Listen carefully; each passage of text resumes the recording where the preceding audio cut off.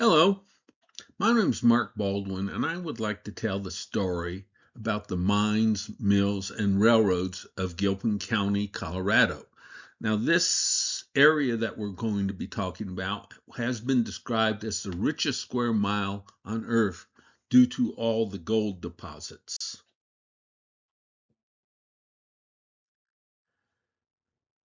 This presentation, along with a few slight modifications, was presented to the Colorado Railroad Museum in Golden, Colorado on August 7, 2026.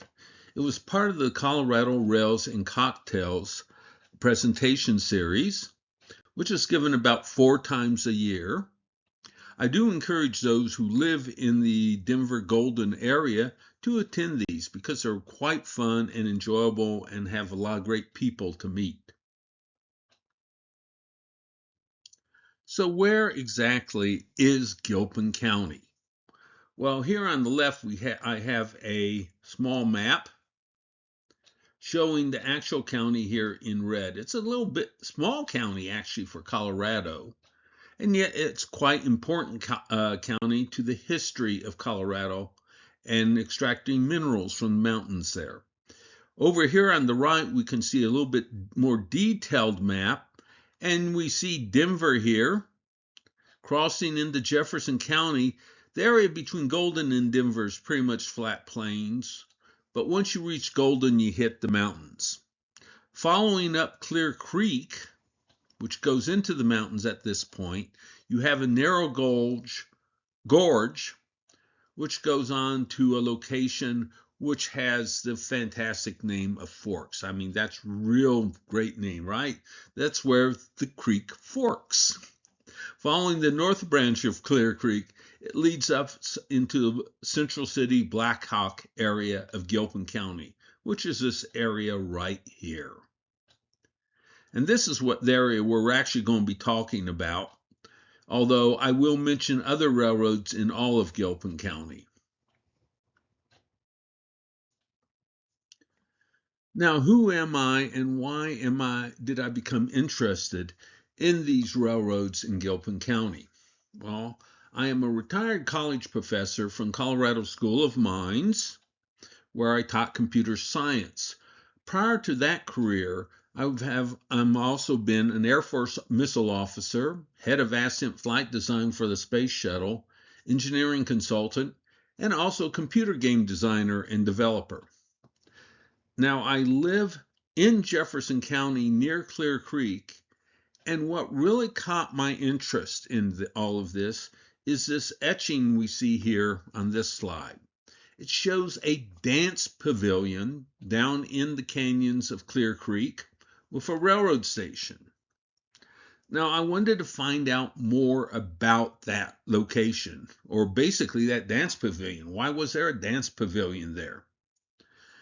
And so I tried doing research, trying to find information about it. I've even been down to the location where you can see a photo of mine, what it looks like now today, there on Clear Creek. And I couldn't find much, but I followed Clear Creek on up into Gilpin County to visit the museum there in Central City. Well, I accidentally made a mistake of noticing that a lot of their photographs were deteriorating, and I volunteered to digitize their whole photo collection. Took me 3 years to do this, and this was about 25 years ago. But in the process, I became real interested in the railroad pictures at the museum there. And that's what led me into this full interest of the railroads there in Gilpin County.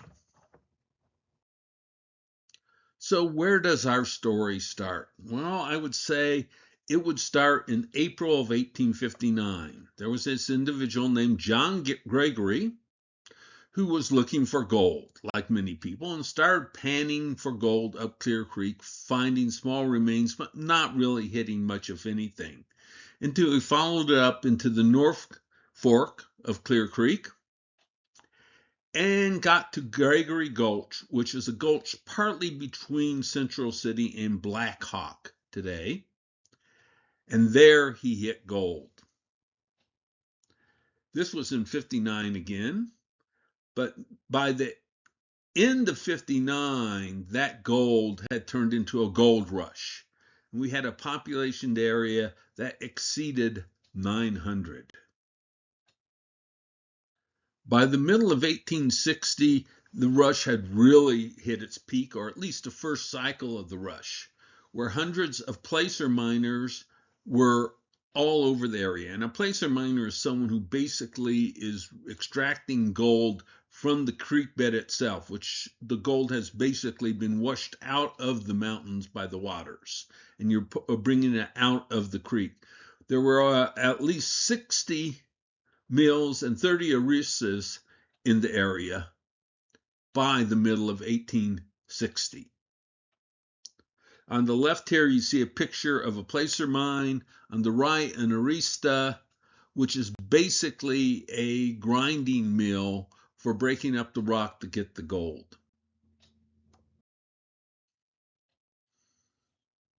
Towns grew up around these placer mines and so on.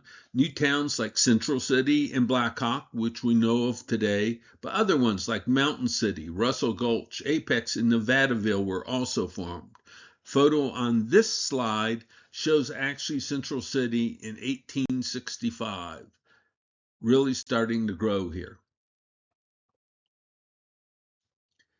In the mid-1860s, the placer mines started basically panning out, and they were replaced by hard rock mines. As a matter of fact, there were a massive number of hard rock mines in the area of Central City, Blackhawk, and Nevadaville.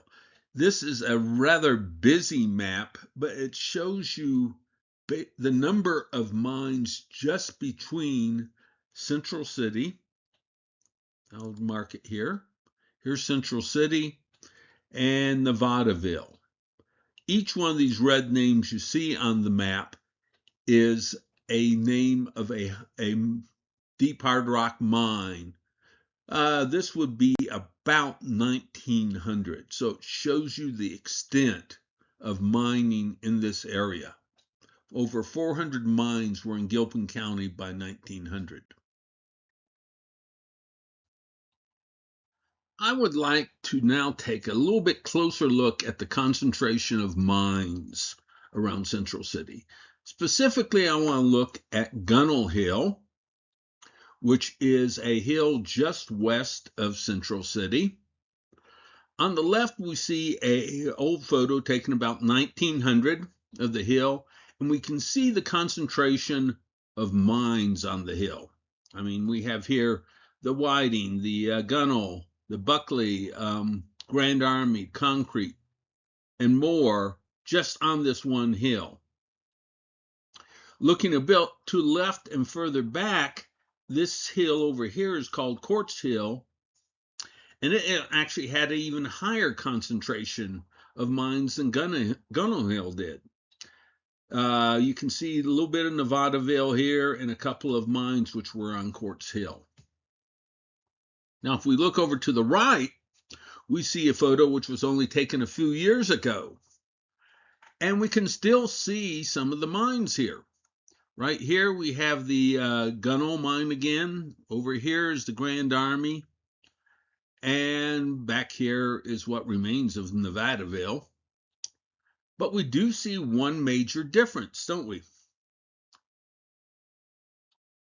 The hills are covered in forest. There is no forest over here in 1900. What happened? Well, the problem is that people, mines, and mills need wood. Lots of wood. You need wood for the mines. You need wood for the buildings. You need wood for heat. And so by 1900, all the hills around Central City and Blackhawk have been completely stripped of forest. Only by the 2000s do we get our forests back. And this is important actually in one way, because I'm going to talk about Blackhawk a little bit later on and the effect of this deforestation had on the city. Now I want to look a little bit closer at one of the mines, specifically the Gunnell mine, which is right here in the next slide. This is the Gunnell mine. I note on these slides here, I'm listing the altitude because the altitude becomes important. This is at 8,650 feet. Now, I like the photo here on the left. It's a clear, clean photo of the Gunnell mine, taken about 1905. On the center here, we have another picture of the Gunnell mine as it exists today. And then finally, I have this nice floor plan, shall we say, of the Gunnell mine, showing where the boilers were, the structure, and actually, we'll talk about the railroads later, how the railroad came in to load the ore. On the last slide, I showed you a floor plan of the Gunnell mine. Where did I get that floor plan? Well, I want to take a sidestep here and talk about something historically interesting, which is known as Sanborn maps. A company was founded by Daniel Sanborn back in 1866 to basically map buildings throughout the United States. He was creating detailed maps showing all the structures in the city, a lot of the relationships as far as type of materials the buildings were made of, what kind of fire exposure they had, and so on. Why was he doing this? Was it just for fun? No, he was getting paid for it by the fire insurance industry. Fire insurance companies needed to know what their clients' risks were as far as fire was concerned, and these detailed maps by Sanborn allowed them to make fire risk assessments. If you look at this diagram over on the right here, this is actually downtown Blackhawk, showing this is Gregory Street right here. This is heading out north, and you can see many of the structures. You can see the trackage and everything else. And this is ideal for historic research. Now, Sanborn actually, by the turn of the 20th century, had at least 12,000 different cities mapped. All these maps are available to us, and they're available over time slices as well.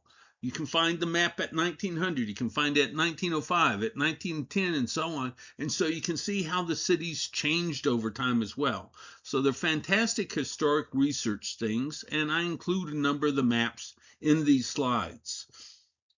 Sanborn's gone now. Last maps were created probably 1977, but it's still a fantastic piece of work.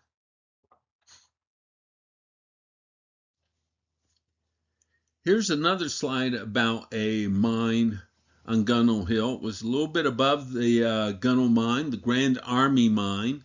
I don't have any good old pictures. I do have this one on the left, but that was from a much wider picture that I've zoomed in on the mine.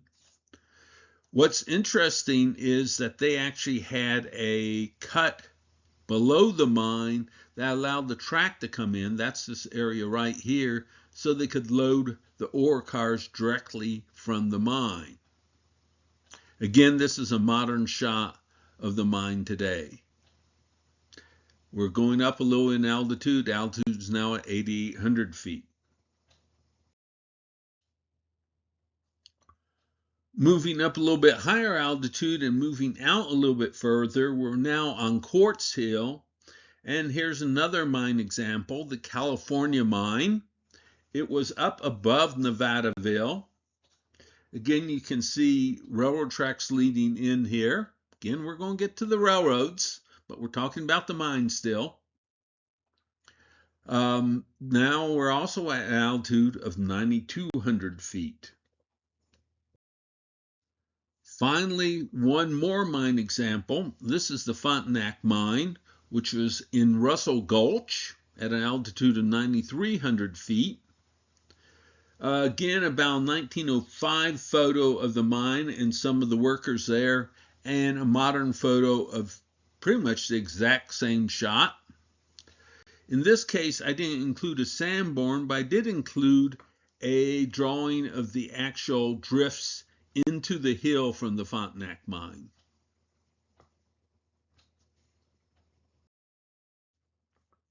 Now, I've talked about the mines there in Gunnell Hill and Quartz Hill and so on, but mills are also an important part of the whole mining process. We take out hard rock out of the hills, but that hard rock has to be concentrated into actual ore, gold we're looking for. Mills are the tool that we do this with. You find most of the mills in Gilpin County centered around Black Hawk. Why?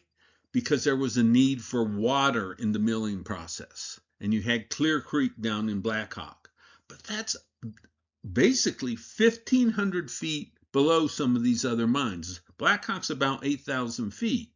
If you remember, the Frontenac was at 9,200. That's 1,200 feet, and other mines were even higher. Now, I have a couple photos here. The one on the left is of the New York mill, which was down in Black Hawk. And you actually can see a waterway which leads into the mill up here in the corner. Over here, we have an actual stamp mill where the rock is basically pounded into little pulverized bits. Now, I couldn't list all the mines which were in the Gilpin area, although I did show that one map. The number of mills was a little bit more finite. And here's a list of all the mills that I've been able to track down in the Black Hawk Central area. Almost all of these mills, I would say 80% of them, were actually in Black Hawk. And you can see all the list here. It's an interesting list. Well, one interesting thing is sometimes you would see the name of a mill being identical to the name of a mine. Typically, it would be owned by the same company. Again, we had talked about the Gunnell mine. There was a Gunnell Gold Company mill as well, and so on. So what were some of the mills like?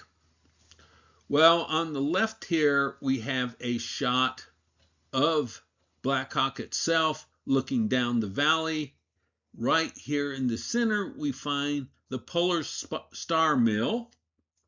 We have tracks again, down up tracks to unload ore cars on one side. On the other side, down here, tracks to load the final product. The interesting thing about Polar Star Mill is the building still exists today and can be seen right here. And here is our Sanborn map of the same thing.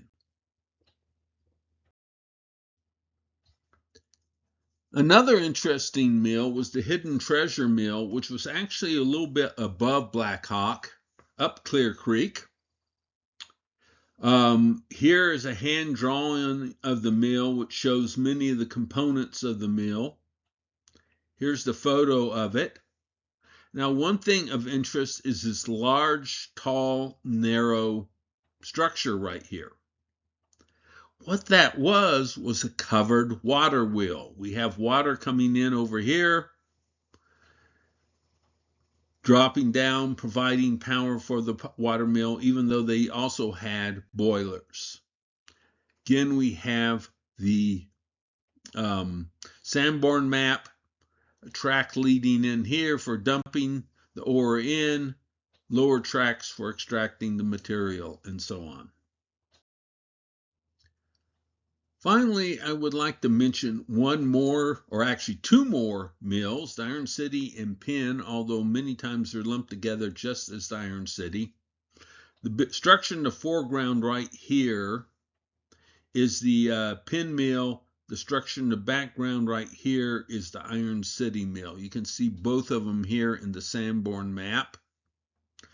This is an internal shot of the stamp mills here, and another shot looking down Clear Creek into the mill area. One thing I would point out is right along here, we actually have a dump track. And this is going to be the 2-foot gauge Gilpin Tram, which I will talk about a little bit later. Below, we have the 3-foot gauge Colorado Central, Colorado and Southern trackage for extracting the final product. So how do railroads come into this process? Well, gold itself is heavy junk. It has to be moved. It has to be moved from the mines to the mills, and then to the mills to the rest of the world. So as early as 1865, there was a need for railroads identified.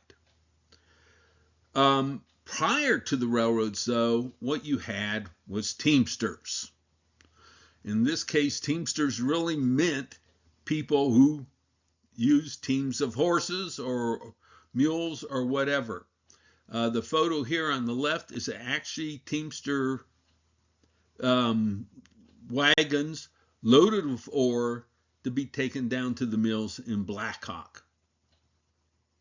So we needed transportation from the mines to the mills and then the mills on in. So what were the first railroads coming up here? The Colorado Central Railroad, which was formed in Golden, Colorado by a couple kind of well-known names in the Colorado area, William Loveland and Henry Teller, was formed in 1868. It was decided it would be a 3-foot gauge railroad. Now, what does this 3-foot gauge mean? Most railroads in the U.S. by this time, the rails were separated by a gauge of 4 feet 8.5 inches. This is known as standard gauge. Prior to about 1850, every railroad had different gauges, and that was problematic when transporting goods across railroads. But they standardized by the Civil War, and we were at 4 feet 8.5 inches. But the railroads hit the mountains of Colorado. Laying 4 foot 8.5 inch gauge in the mountains was expensive. You had to have wider curves, you had to have more roadbed space, and so on. So many of the railroads of Colorado went to a 3-foot gauge, which was narrower, and that was the case of the Colorado Central. They first started laying track in 1870 out of Golden, connected to Denver to the east, going through Arvada and on down the Platte River. Heading west, came up Clear Creek Canyon, and that's the case of where that dance pavilion was, which first caught my interest. At Forks, the railroad split. One line going on up to Blackhawk, one line going up toward Idaho Springs. So they made Forks here by September 1st of 1872. And here's a photo of Forks and the actual split of the track there and a station there. And as you can see, we are still in deep canyons at that point.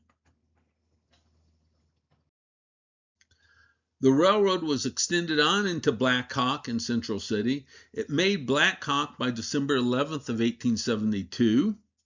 There, I have no photos of it, but the original station was an old mill building in which the station tracks themselves were inside of the building, much like Eastern stations, but not particularly like what you saw in the West.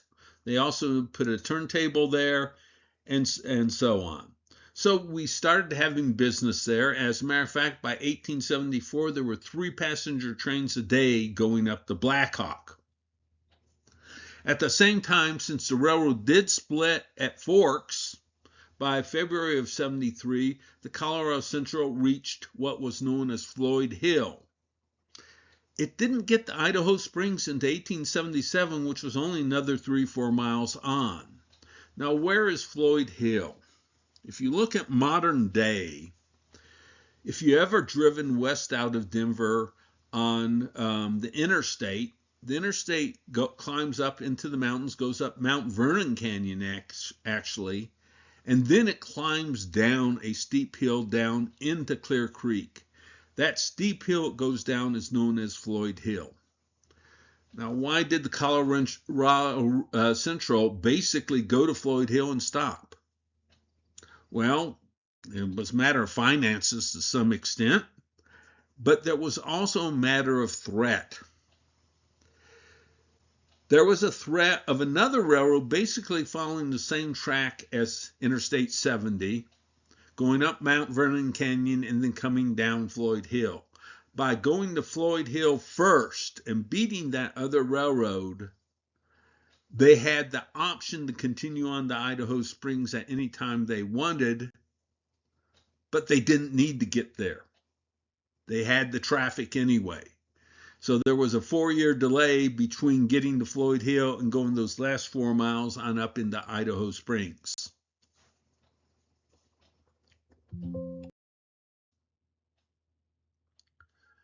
Now, I mentioned that the railroad got as far as Black Hawk in 1874, but they didn't get to Central City. Central City was another 500 feet above Black Hawk, up a fairly steep gulch.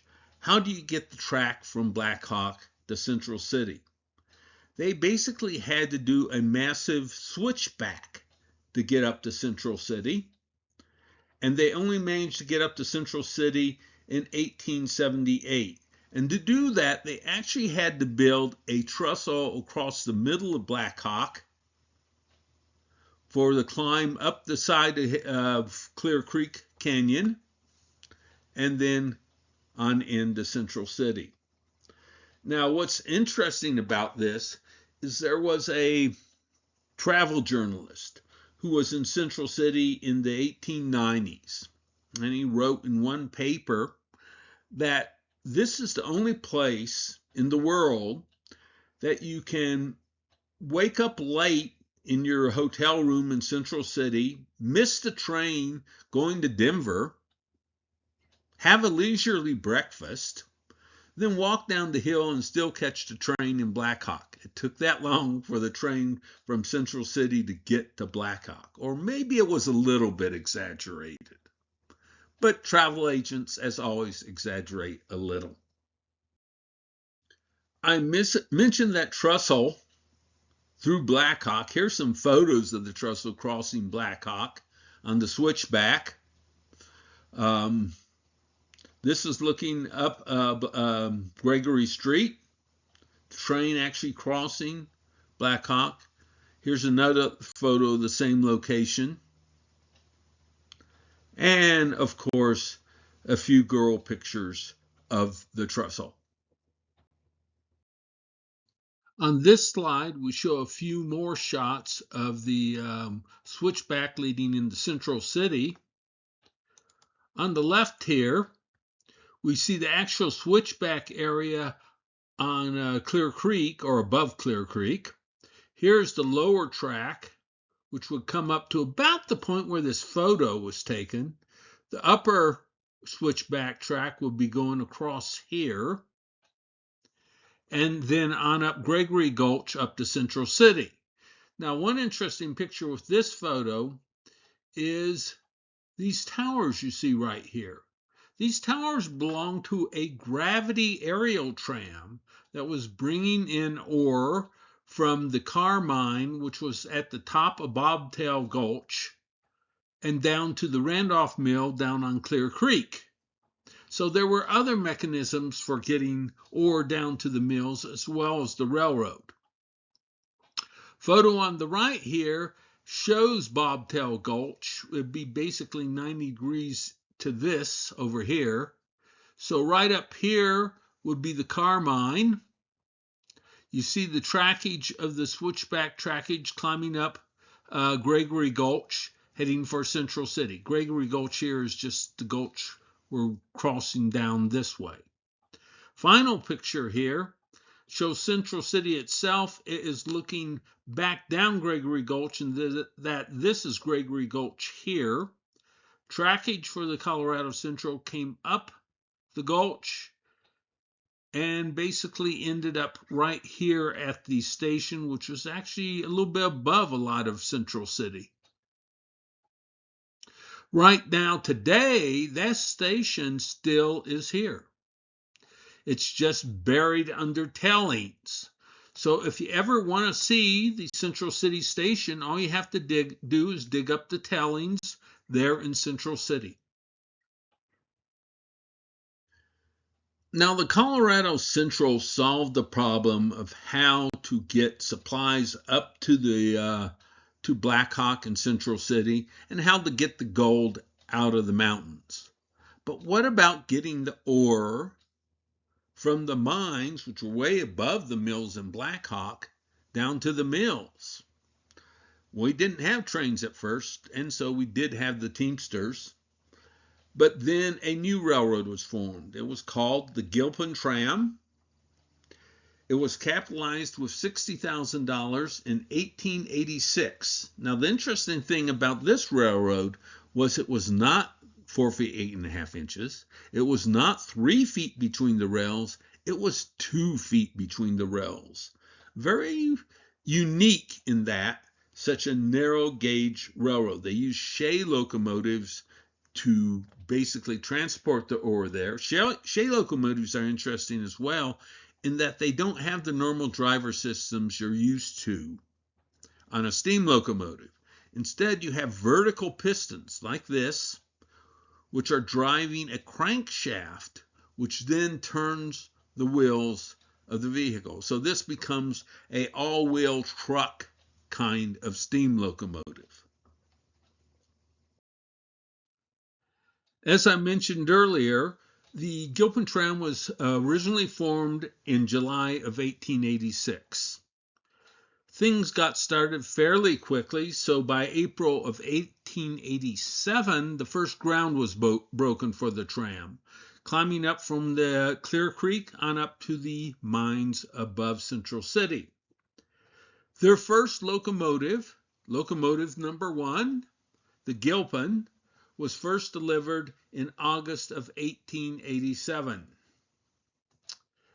Unfortunately, according to the papers, their first casualty, and it wasn't the only casualty this railroad would rack up, was Henry Becker's dog. Apparently, locomotive number 1 hit the dog and killed it. Nonetheless, by December of 1887, the first load of ore from the gunnel was delivered to the Mead Mill down in Black Hawk. If you look at the picture on the right here, you actually see a photo of the Mead Mill with locomotive number 1 in front of it. So what was the track work like for the Gilpin Tram? Well, it's quite steep at many places, up to 6% grades, with what is known as the 50-foot radius curves, which are very tight curves. It used switchbacks a lot to gain altitude. We saw that single switchback on the Colorado Southern to get to Central City. Here you had many more switchbacks. Actually, the Gilpin Tram, which is one thing that fascinated me, had more switchbacks than any other U.S. railroad. At one point, there were 7 switchbacks just to get to a single mine. Here is a map of both the Gilpin Tram and the Colorado Central in the Gilpin area. The blue is our Colorado Central, later to become the Colorado and Southern. The red is the Gilpin Tram, climbing up to the mines and mills. I originally had that photo of Gunnell Hill. This is Gunnell Hill right here.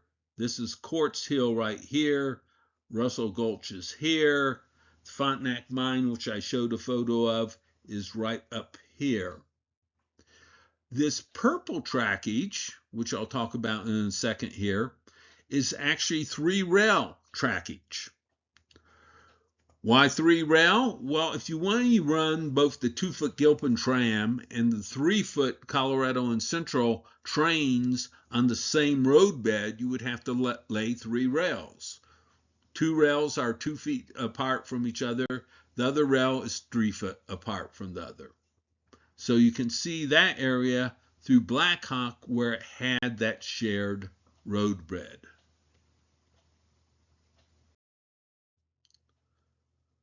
What was the equipment like for the Gilpin Tram? Well, they only had over its full life 5 different locomotives. They were all Shay locomotives. Each was a little bit larger than the last. The first one, as I mentioned, was number 1, and they called it the Gilpin. They got it in August of '87, and it worked into about 1905. It was a 10-ton locomotive. Second one was named the Russell, number 2, and was from March of '88 to 1905 as well.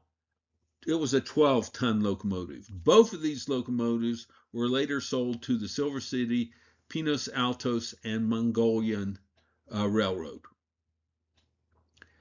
Number 3 was named the Quartz Hill, and they got that in January of 1890, 15.5 tons. So we see them progressively getting a little bit larger.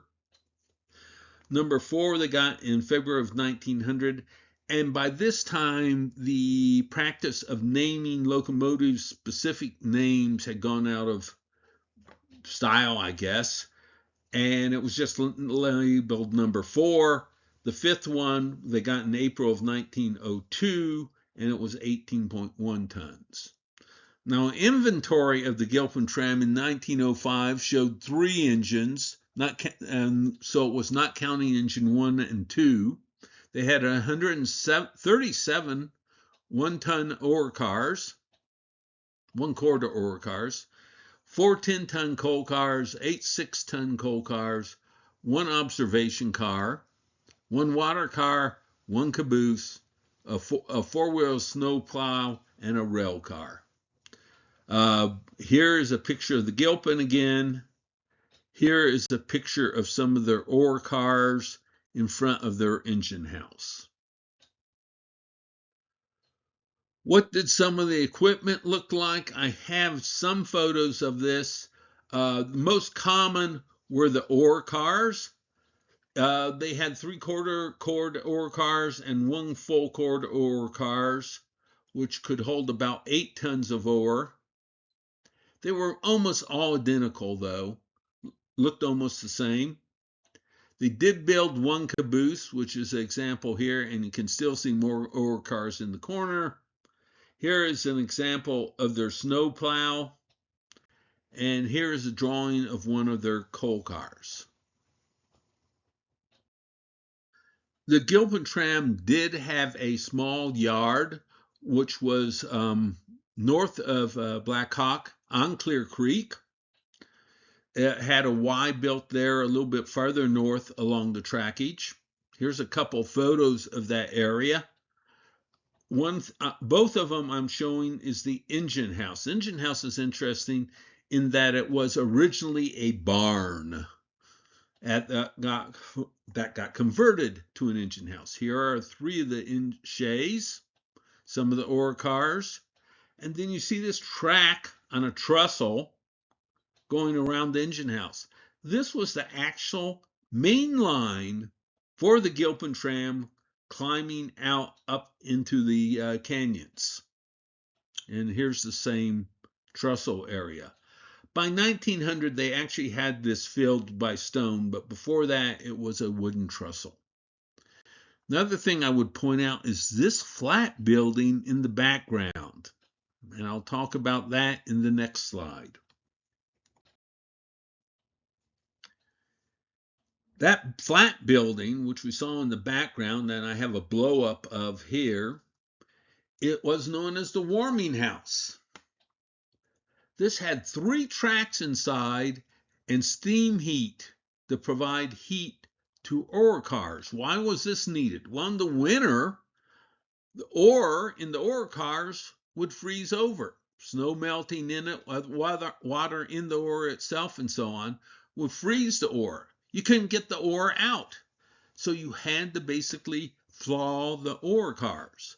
So the ore cars would be brought down the hill into the engine house area, taken to the warming house, and left there overnight. They had a big boiler here. and by the end of overnight, they'd be thawed out and they could be taken on down to the mills. Now, one thing that was obvious, there was a need for the Gilpin Tram to get into Black Hawk to get to all the mills. So the obvious solution would be to use the same roadbed as the Colorado Central. So a third rail was called for, basically, so we could have our 2-foot gauge and our 3-foot gauge. And you can actually see in this photo over here, the 3 rails. This is in the yard in Black Hawk itself, the Colorado Central Railroad. And they made an agreement with the Colorado Central to do this. They were going to pay $1,000 a year for the shared right-of-way. But there was a problem. The Mayor Fick, and the Marshal, Backus, seemed to have financial interest in the Teamster companies, which was bringing the ore down from the mines. They actually claimed that the Gilpin Tram coming into Black Hawk would actually destroy the town of Black Hawk. And so on April 6, in 1888, while the Gilpin Tram was starting to lay that third rail into Black Hawk, the Marshal came up with some other gunmen, and at gunpoint demanded that they remove the rail that they had previously laid. And the rail was removed. It didn't work that well. A couple of lawsuits later, it was solved by the end of May, and the third rail was laid through Black Hawk. But I find it interesting, the sheriff actually using a gunpoint to get them to remove the rail.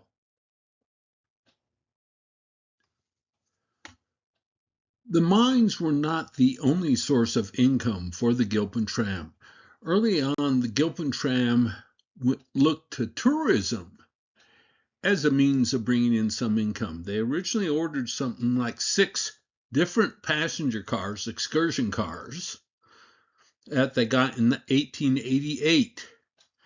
June 7th, 1888 was their first excursion. It was going up from Black Hawk up to above Central City for a picnic up in the mountains and then return. Cost was interesting.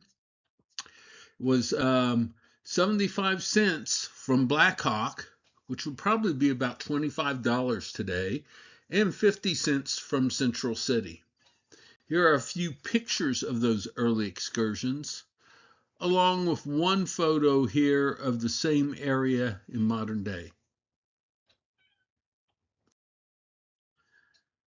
Now, I've hinted at this before, but the Colorado Central did change ownership over the years. Originally, from the start, the Colorado Central was tied to the Union Pacific. The Union Pacific liked helping promote other railroads and even some ownership because they needed feeder railroads to keep their main railroad running, which was the Transatlantic Railroad.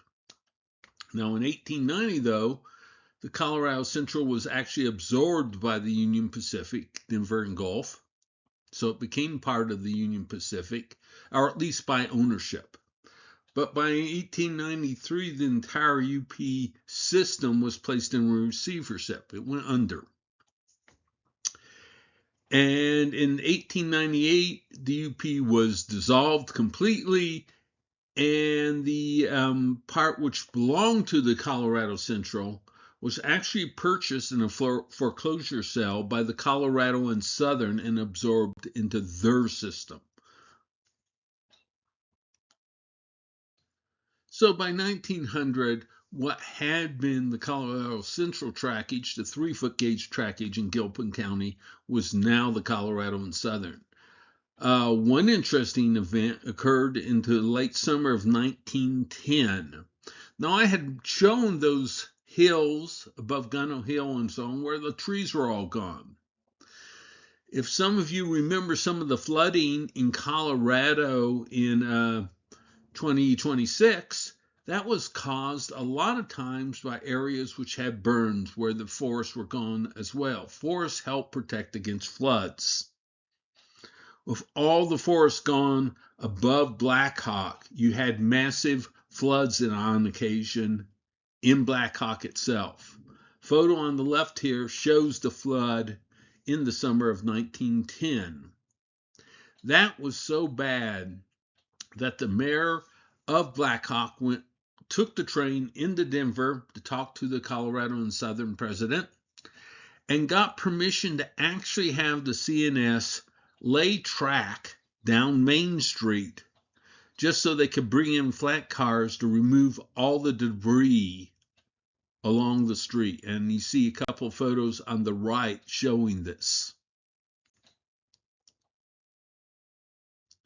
Accidents would happen on the 3-foot gauge Colorado, Central Colorado, and Southern trackage as well. A picture on the left happened in June of 1902. This is up near Central City. The log car in the background basically jumped the track and then pulled over the engine that was pulling it. And this was just west of Packard Gulch. The shot on the right was actually on the switchback leading up to Central City, and that was in November of 1913, and that pretty much messed up the locomotive. Although in either case, especially one on the left, the locomotive was recoverable, just had to go back in the shops and be repaired. Now, accidents would happen on the Gilpin Tram as well. There were a number of death incidents, sometimes even without the locomotives. There's a case where an individual was taking a couple ore cars down the hill by gravity, lost control of the cars. It jumped the track and took him out at the same time. But I do like to say the locomotives themselves like to roll over and play dead quite often. Here on the left is an example at Smith Hill Road where number 3 rolled over. And on the right is a shot of Prosser Gulch, which is on Gunnell Hill, where number 3 rolled over. The photo on the left here shows another accident in Prosser Gulch with number 3. This one happened in December of 1897. Number 3 jumped the track and actually killed engineer Harry Pierce. The fireman was able to jump clear in this case. Now, if you look at the zoom in on the left, you can see the stack from number 3. And then when we look to the right, we see an old stack. Now, what's the story behind this? Well, in 1971, a young man, Rich Powers, was up in Prosser Gulch digging around, and he hit metal. Realizing what he found, he came down to the Colorado Railroad Museum in Golden and told the proprietor there, Bob Richardson, founder of the Colorado Railroad Museum, about what he found. The story is Richardson, Powers, and several others jumped into a Jeep and rode back on up to Central City and Prosser Gulch and immediately dug out the metal, finding the old stack from the 1897 accident. The museum now has that stack, the only remnant actually of the Gilpin Tram locomotives. It was basically on the August 7th lecture I gave, it was actually on the stage to show off to all the audience. This slide shows some interesting changes for locomotive number 3 over time, typically probably because of the fact that it had a tendency to roll over. On the left, we see early shot of number 3. Notice the large balloon stack here and the configuration of both the steam dome and sand dome. By the way, for those who don't know, steam dome is where the boiled water is separated from the steam for powering the engine. The sand dome actually holds sand to provide traction for the wheels. And typically, most steam locomotives will have 2 domes, a steam dome and a sand dome. Now, if you look at the center picture, you see it a little bit later, and the stack has changed, probably because of a rollover.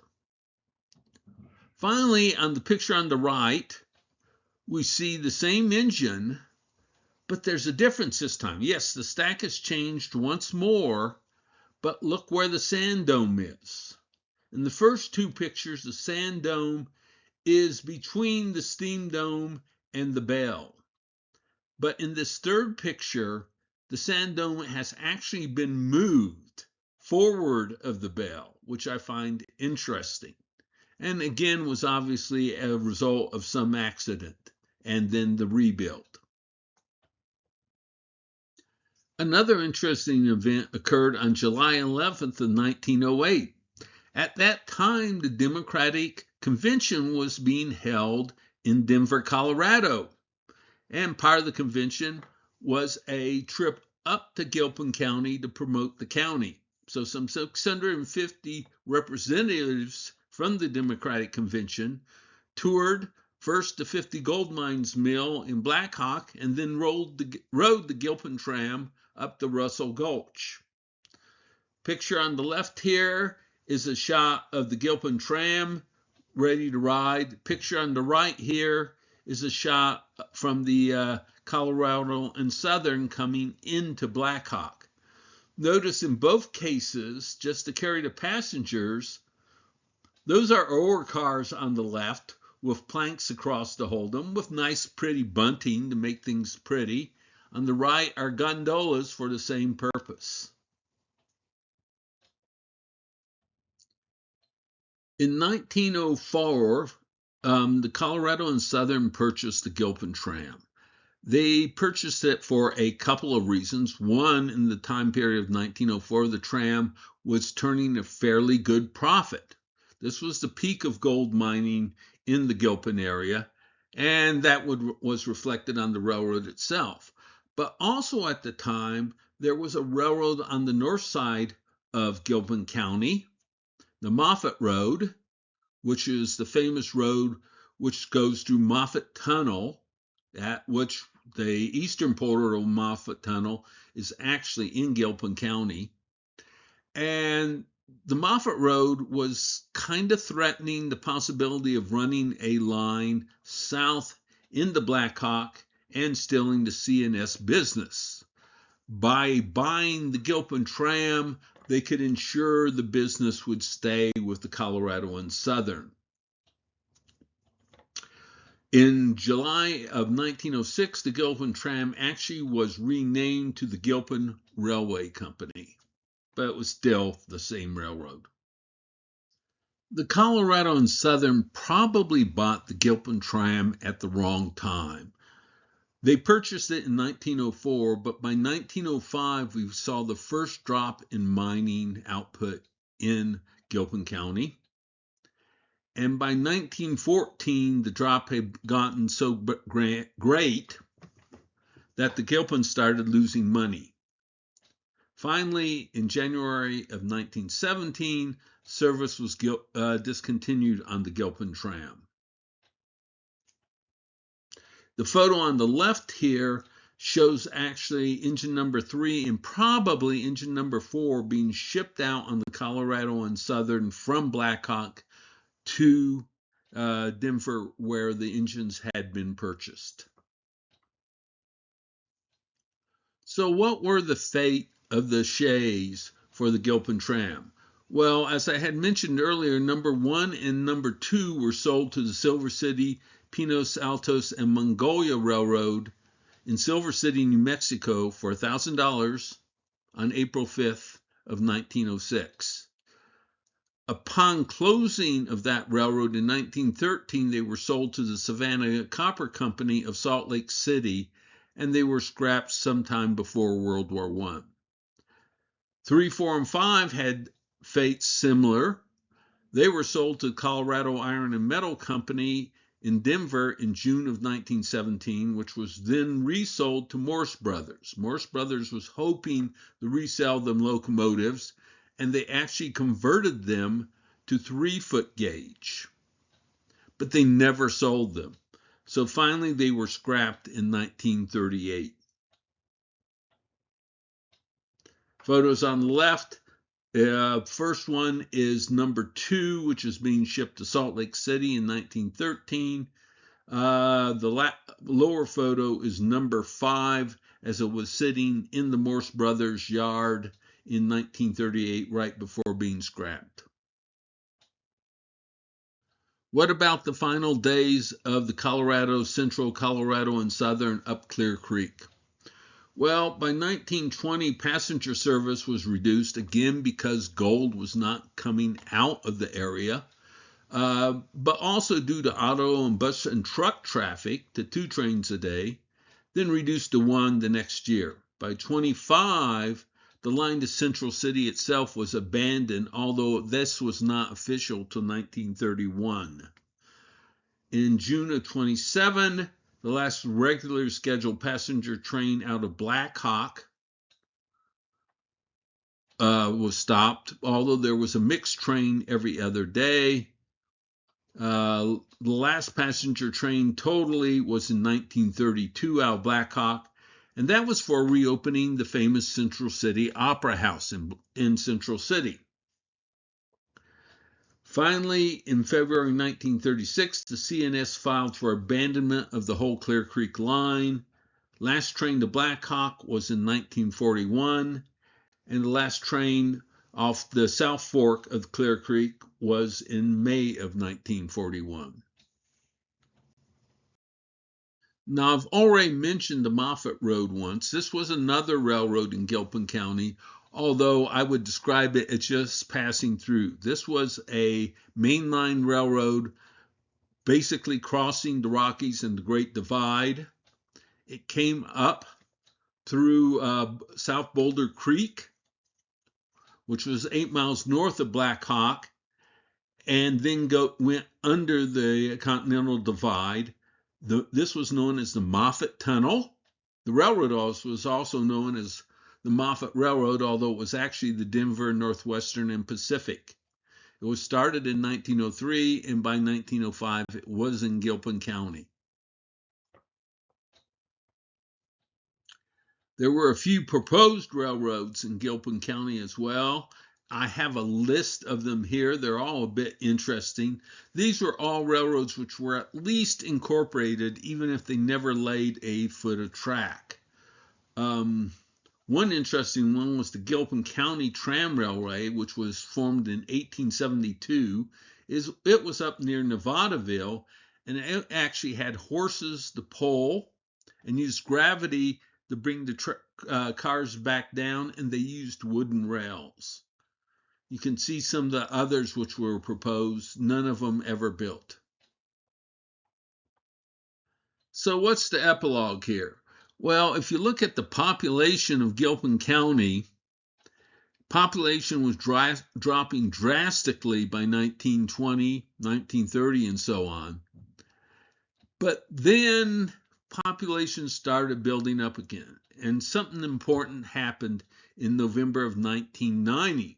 There was a vote in Colorado to legalize limited stakes gambling in Black Hawk, Central City, and Cripple Creek, which was another mining town west of Colorado Springs. Casinos were officially opened in October 1st of 1991, and they have completely transformed the towns of Black Hawk and Central City. I have a couple photos here showing that big gain. Photo on the left, probably about 1900 of Black Hawk. Photo on the right, approximately the same shot of Black Hawk today. And we can see a big change, a big growth of money again. That pretty much concludes the proper part of my presentation, but I have a few extra slides that I showed on August 7th, describing a virtual model I have of the railroads there around Black Hawk and Central City. I call it the virtual Gilpin. I actually have it as a 1-to-1 scale digital model of the railroads using the Trains Railroad Simulator. I started it by actually using USGS data, so I had the terrain proper before I started laying track in the model. In this picture here, you can actually see my model's picture of the warming house and the engine house for the Gilpin Tram. On the right is the actual original picture.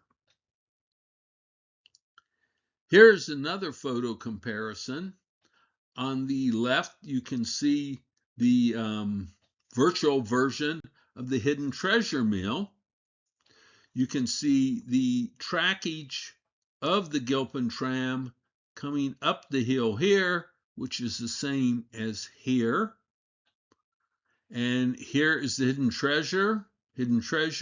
And actually, you can even see the warming house here. The engine house would be back here. The warming house here and the warming house here. Here's another set of comparative photos of the hidden treasure mill, both my virtual model of it and an actual photo of the mill.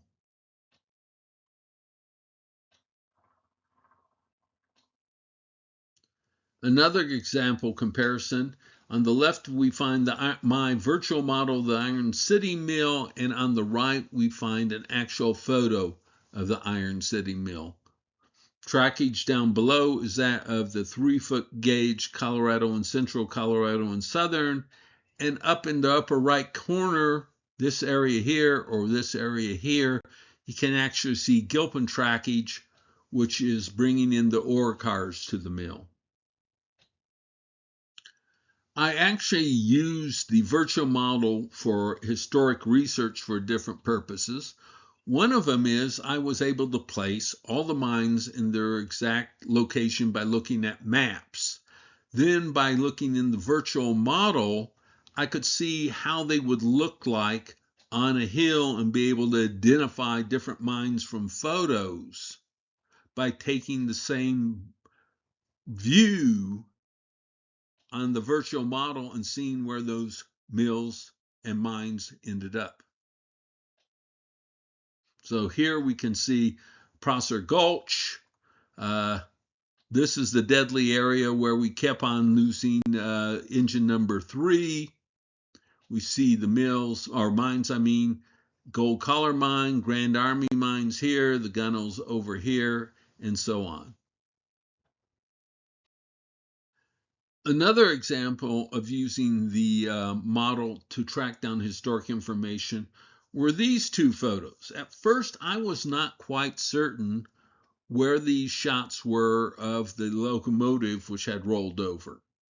But I did have these hill lines here. I could make something out. I could maybe make out a mill down here as well.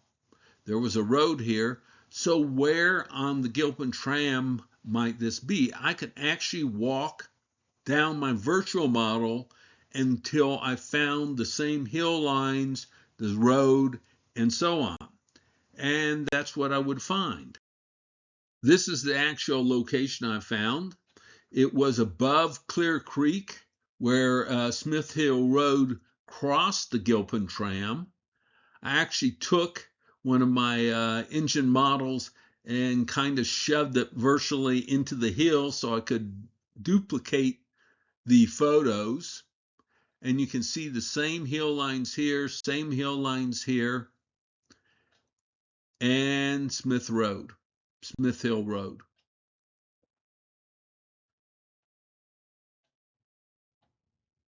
So I want to thank you for watching here. I hope this information was interesting. You can find a bit more information at my website, gilpintram.com, or you can contact me at mark@gilpintram.com. Again, thanks for watching.